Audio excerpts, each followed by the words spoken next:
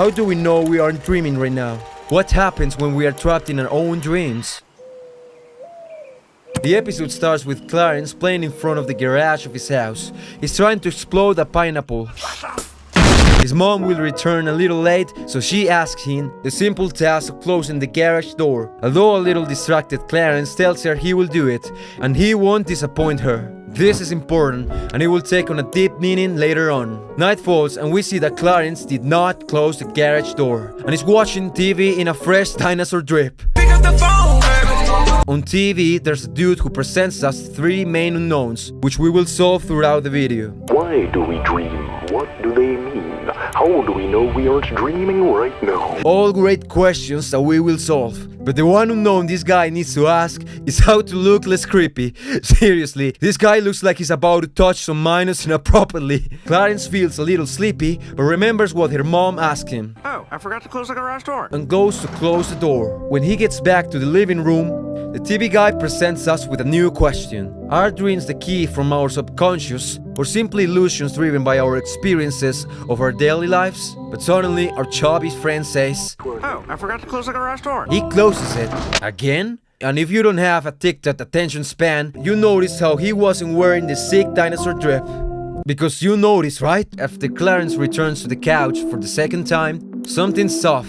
A boy very similar to Clarence, but somehow with a worse haircut, is sitting on the couch. His name is Jeremy, and if we listen to the TV guy, he's giving us very subtle signs to identify if we are inside a dream. The first thing he says are the unexpected occurrences. The second one is strange visits.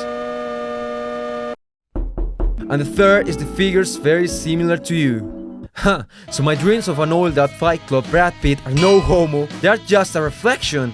Huh, Clarence a little uneasy and surprised, since well, strangers sitting on your couch can be somewhat awkward. They both start watching TV together, and we can notice some anomalies. For example, if we pay attention, we can see the Coraline door. Don't you dare disobey me, Coraline!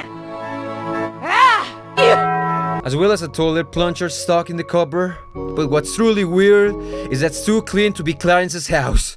While Clarence tries to pay attention to the documentary about dreams, his new friend tries to distract him. Jeremy offers him a yo-yo, which Clarence accidentally breaks. But as this was GTA, Jeremy takes a new one out of his ass. At the same time, the host of the documentary of dreams tells us to look out for a dream sign, which basically are signs that indicate us that you may be asleep.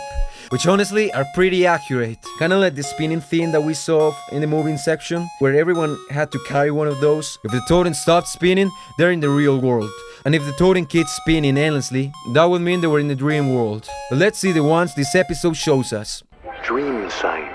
Number 1. Simple devices such as light switches or electronic buttons will not have any effect. So I don't know, if you want to check, maybe try hitting those like and subscribe buttons. Number 2. Try to count the fingers of your hands. And number 3. Physical interactions with objects feel incorrect or strange.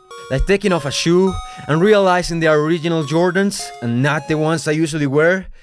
Made in Vietnam. So now it's clear that since the first time that Clarence closed the garage door, he was already inside a dream. Clarence, realizing this, goes nuts along with Jeremy, entering lucid dreaming, where everything seems incredible and there are no laws of physics. If you have experienced this before, you know you are able to manipulate or modify everything around you as you wish. For all of those unfortunate people who have not experienced a lucid dream, bro, you're a fucking loser.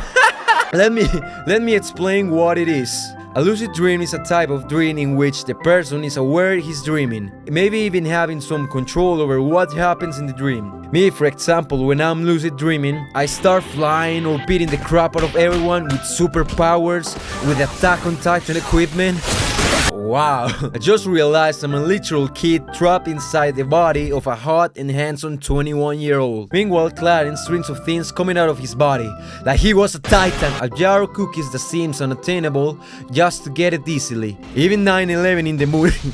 Everything is beauty and fun, until in one more relaxed scene, we see Clarence and Jeremy being tiny and sitting inside the fridge, admiring the weird landscape of the kitchen. I think this scene can detail perfectly what it's like to have a lucid dream. At first glance, everything seems good. Our mind can relate familiar places that we visit frequently, but if we look more in detail, we can notice signs that remind you that you are dreaming. For example, the faucet in the kitchen is upside down, and that bananas usually don't fly. Banana grenades! Clarence asks Jeremy what it feels like to live inside his dreams. Pretty good, he says. Clarence asks another more disturbing question. What happens to you when I wake up? Hey, let's see what's on TV. Jeremy completely evades the question. We then watch the TV guy who describes the last stage of the dream. Clarence uneasily looks at Jeremy, saying that the dreamer forgets what he usually dreams, indirectly giving us the answer of what would happen to Jeremy when Clarence wakes up. This because our memory sends these memories deep into the subconscious, discarding the experience as they were nothing. Have you ever dreamed about a good friend or a lover that only existed in your dreams, but you can't remember their face? Chad, yeah, that's his name, wakes up suddenly. And this is how, from reality, we hear Chad trying to wake up Clarence. He tries to call Chad, to which he's interrupted by Jeremy, who tells him he can't hear him. Dad! He can't hear you, Clarence. And this is where the episode gets tense. Jeremy has taken control of Clarence's dream. Desperately, Clarence tries to wake up since he remembered that he did not close the garage door. Jeremy tries to persuade him by telling him that he already did it with that passive-aggressive vibe. Clarence insists on going to check, all of this to find the door closed. However, Clarence suspects that something isn't right. We then are shown Clarence asleep in the reality with the dinosaur drip. Sunshine, lollipops, And the garage door open with some visitors. Jeremy doesn't want him to wake up. Clarence is more uneasy than ever, and Jeremy, in an act of trying to control the situation, decides to throw a party for the incredible act of closing the garage door, throwing the giant TV on him, with the kind of guests that you will find in a children's party. I just wanted to say, great job closing that door back there. I'll see you around. Even though there are friends of him, loved ones, and some weird strangers which Clarence once looked at, all of these seem odd, but that's the nature of the dream. Once again, Jeremy starts making a big show of Clarence's incredible act of closing the door, which I know it truly was impressive. But still, Clarence doesn't remember doing that. I wonder why though. He starts to question how is he going to close the real door. To which the TV guy helps Clarence with his answer, giving us all the sauce in a case this ever happens to us. He says the dreamer can concentrate a deep focus on his self-awareness, similar to the act of meditation. And as we delve deeper into the void of pure consciousness, we gain control over our minds and quite possibly the body itself. Then Clarence, with all his strength, tries to perform this act. He concentrates and tries to take control of his body, something that seems to be working out. But this concentration is interrupted by Jeremy. I did it! Did what, Clarence? Wow, bro, can a man get a cheeky lunchtime bathroom fap in peace? Jeremy's objective is to prevent Clarence from waking up, since doing so would make him disappear.